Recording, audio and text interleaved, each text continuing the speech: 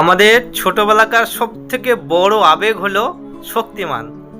মানে আমরা পুরা সপ্তাহ ওয়েট করতাম যে কখন রবিবার দুপুর 12টা হবে।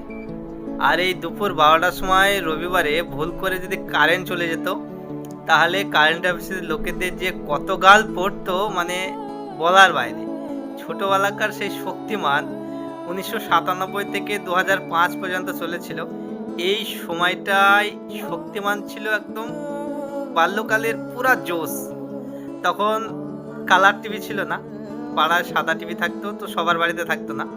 ওই যার বাড়িতে থাকতো তার বাড়িতে মানে ভিড় করে আমরা সব দেখতে যেতাম। এই শক্তিমান ছিল আমাদের একটা বড় আবেগ।